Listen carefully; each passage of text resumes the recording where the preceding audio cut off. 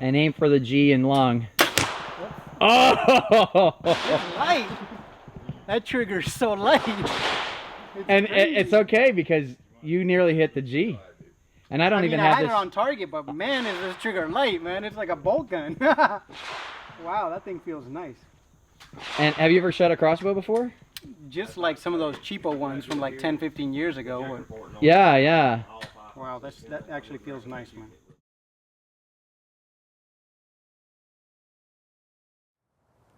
Hey, thanks for tuning in to Twang and Bang. You might be looking at this like a lot of people trying to figure out what the heck is it? Is it a crossbow? Is it a vertical bow? Well, it's both. It's the inline vertical crossbow by Hickory Creek Archery. It was designed by Jerry Goff, who's a former professional heavyweight boxer, and it might have taken getting hit in the head by the likes of Mike Tyson to come up with an idea like this. But it turns out it's a really good idea.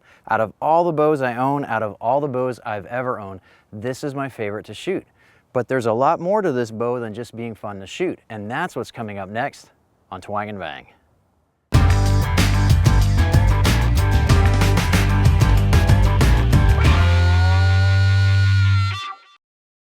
The Hickory Creek inline vertical crossbow is the lightest full power crossbow available, weighing in at a scant 6 pounds. It's available in 90 pound and 125 pound draw weights in camouflage and black limbs like you see here.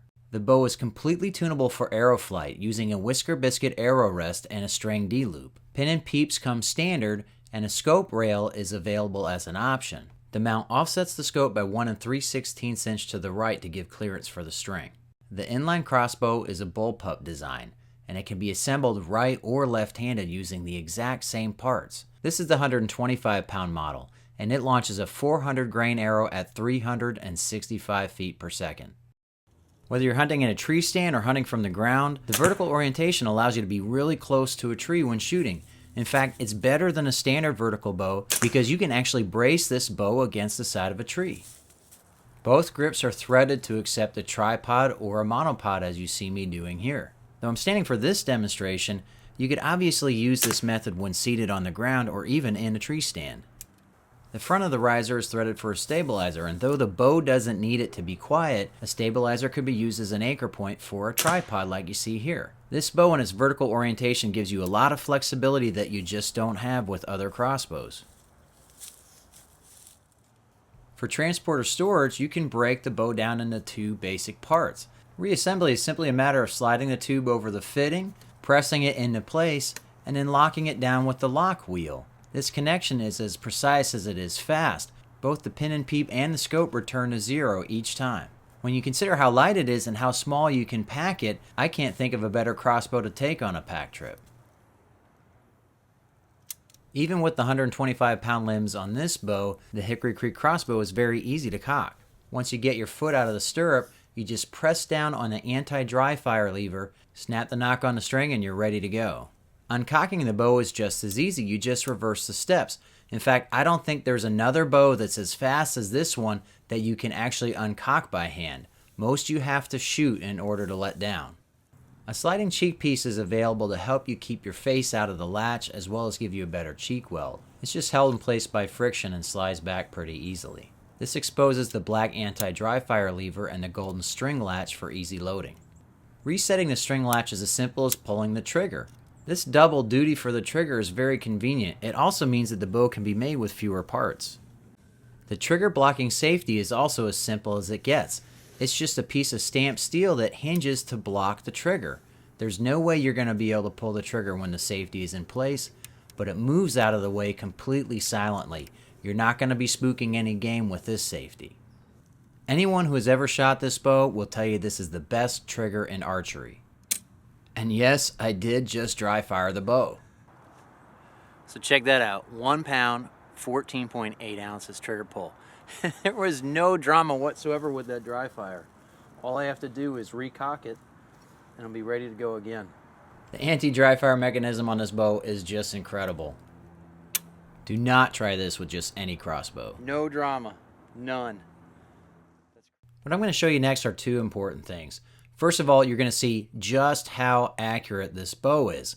I'm shooting really tight groups all the way back to 30 yards. I'm also going to show you how to correct for the offset in point of aim versus point of impact for the offset scope. To show this, I'm going to use one point of aim regardless of yardage. You get the idea. I don't need to be shooting a third arrow and blowing through this target, but I was aiming right in the dead center of that dot.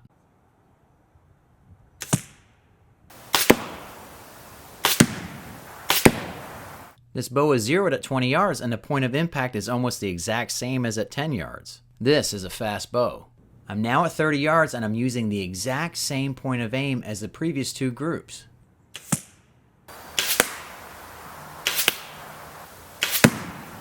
So I got some expected drop to the arrow finally, but notice how the group is directly below the previous two groups, all of which are offset to the left by a little bit over an inch. There's a reason for that. Now I'm going to use the crosshairs to adjust for my yardage, and I'm going to see how well I group 3 shots each at a different yardage.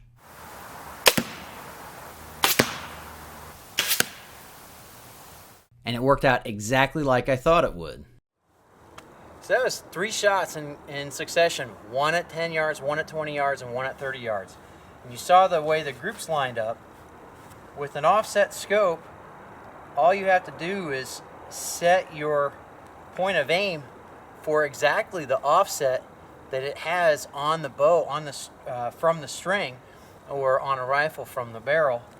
And then at every yardage, you should be exactly that far off because the point of aim and the point of impact should be parallel. And so when you're talking about 1 3/4 or 1 3/16 of an inch in offset, that's meaningless when it comes to hunting. So you can just aim right on the crosshair that you pick for your yardage. Or if you want, you could just do the Kentucky windage and aim to the right by about an inch if you want to get really precise with your shot. That's not that hard to do with the scope at hunting distances with the crossbow. Of course, there's no such offset issue with the pin sights, and what's really unique is they can be used as backup sights to the scope, and that's just one more advantage to its vertical orientation. It's really lightweight, it's maneuverable, it's fast, and it's incredibly accurate. Like other premium crossbows, the inline crossbow has a premium price. A setup like this is going to run you over $1,000. So it's only natural to want to be able to try one of these things before you buy it. If you can't find a dealer in your area, all you have to do is call Jerry at Hickory Creek and he'll make sure that you're going to feel comfortable with your purchase. If you want to learn more about the inline crossbow from Hickory Creek Archery, be sure to click the link in the video description below. If you like this video, please take the time to log in and click the like button or the plus button in Google+. It'll really help me out. And be sure to click right here to subscribe so you can catch my next videos on bows, guns, and other cool stuff. I really appreciate you watching Twang and Bang, and I hope to see you next time.